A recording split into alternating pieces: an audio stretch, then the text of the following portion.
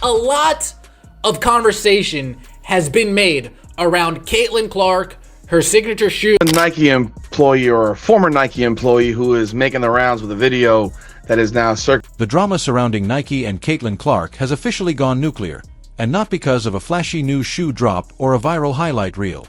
No, this time the explosion came from inside the house. A former Nike employee, someone who spent 15 years in the trenches of the women's division, just stepped forward with a blistering takedown of the company's baffling, borderline negligent handling of the biggest star in women's basketball. And now, with a video that's gone viral and a truth bomb that could shatter boardroom windows in Beaverton, Oregon, Nike is scrambling to clean up a mess it created entirely on its own. This wasn't some intern with an opinion. This was a seasoned insider, someone who knows the bones of the company, who helped shape its campaigns, and who's watched in horror as Nike managed to fumble Caitlin Clark, arguably the most marketable women's athlete since Serena Williams, into a slow-motion PR disaster. Their words weren't just critical. They were surgical, precise, and drenched in disappointment. And what started as one... ...circulating the internet, talking about the situation involving Nike, Caitlin Clark, the slow play that they're doing, the Nike deal, and with how much Nike has been dragging their behind, One video has now become a reckoning. So what exactly set the internet ablaze? It wasn't just what this Nike alum said, it was what they showed. Charts, receipts, facts. Nike's stock down 60% since 2021. Executives' stock options worthless. Meanwhile, Caitlin Clark, the most electrifying force in women's sports since Michael Jordan, is being slow-played into irrelevance by a company that practically invented athlete branding. The comparison is staggering. Adidas is out here throwing $100 bills like it's a CrossFit warm-up, actively reshaping the women's sports landscape. And Nike, they're busy editing commercials after the Super Bowl because they forgot to say Caitlin's name. Let that sink in. Nike, the swoosh that turned Jordan into a deity and Tiger Woods into an empire, can't figure out how to market a woman who sells out arenas just by lacing up her sneakers. How did it come to this? It started quietly. Caitlin Clark returned to Iowa for a massive He has been moseying to the finish line when it comes to pushing the... Even doing so much to show how their stock is falling off the shelf. And... season game, and fans expected the marketing fireworks to follow. Gatorade delivered. They posted a warm welcome, reminded everyone of Caitlin's home court legacy, and hit the right emotional chord. Nike. Radio silence. Nothing from Nike basketball. Nothing from their main accounts. No photo. No campaign. Not even a recycled college graphic. On a night when the world was watching, Nike sat on its hands. At first, fans were puzzled. Then they got angry. Why was Nike, Clark's supposed sponsor, acting like she didn't exist? Theories flew. Maybe the deal wasn't finalized. Maybe they were renegotiating. Maybe Clark's team hit pause. But then came the whistleblower video, and speculation turned into a public dragging. The former Nike insider didn't hold back. They called out the leadership directly, highlighting the painful contrast between the company's dwindling market performance and the golden opportunity it was wasting. The message was clear. Caitlin Clark button, fans started speculating maybe this deal isn't as... You are sitting on a generational talent and treating her like an afterthought. While Adidas is making power moves, Nike's too afraid to lace up. And this wasn't some dry corporate memo. This was a scorched earth monologue with the weight of personal betrayal.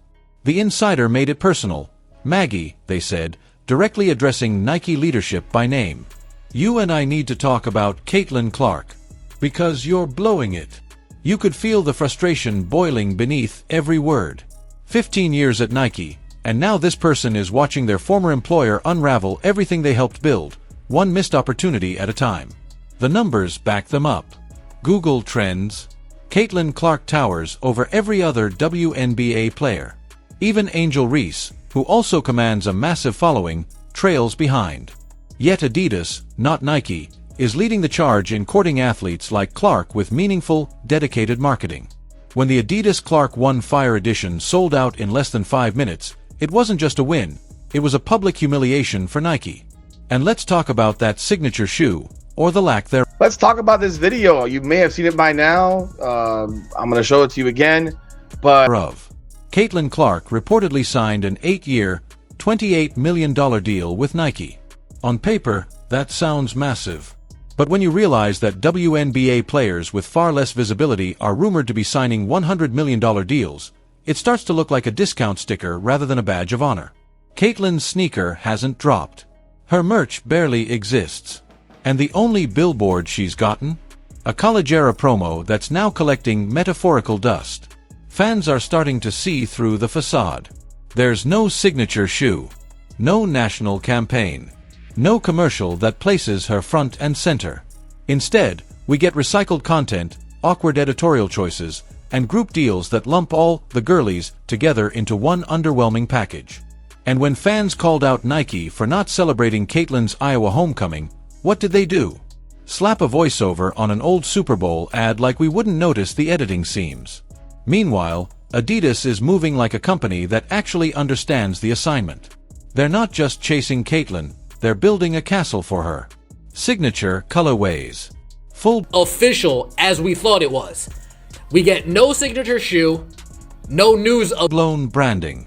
A commitment to elevate her status, not dilute it in a committee of rookies. This is the difference between vision and corporate inertia. Adidas sees a star. Nike sees a disruption to their tired status quo. And let's not forget the racial dynamics that are quietly shaping the narrative. Some voices, including Angel Reese herself, have hinted that Nike's slow play may have deeper, more uncomfortable roots. That Caitlin, as a white woman in a predominantly black league, may be receiving favorable treatment in endorsement deals. Others argue the opposite, that Nike is sidelining Clark's visibility in an effort to overcorrect, to appear balanced, progressive, equitable. Either way, the strategy isn't working. It's making everyone feel shortchanged. Angel Reese got her photo op. But it was clunky, oddly styled, and tonally mismatched, like a still from a Basketball Wives reunion special. Sophie Cunningham, who's grinding every night alongside Caitlin in Indiana, barely exists in Nike's promotional universe. And when you see the rookie class represented by a single player's out-of-context glam shot, you start to wonder whether Nike even understands who's actually playing the games. Caitlin Clark doesn't need help making headlines. She's breaking records on the court, dragging the WNBA into national relevance, and lighting up social media without a single ounce of marketing support. Her shots from the logo go more viral than anything Nike has produced this year. She's being talked about on ESPN, debated on podcasts, and turned into memes and merch by fans who are basically doing the brand's job for them. Nike isn't just missing the moment. They're actively erasing it. At this point, fans are wondering whether Caitlin's deal with Nike is even still alive. Some speculate she pulled back. Others think renegotiations are happening behind closed doors. And today's quarterly investor call didn't help. No mention. No plan. No shoe. Just more questions. And right when Nike needed to control the narrative, they stumbled again,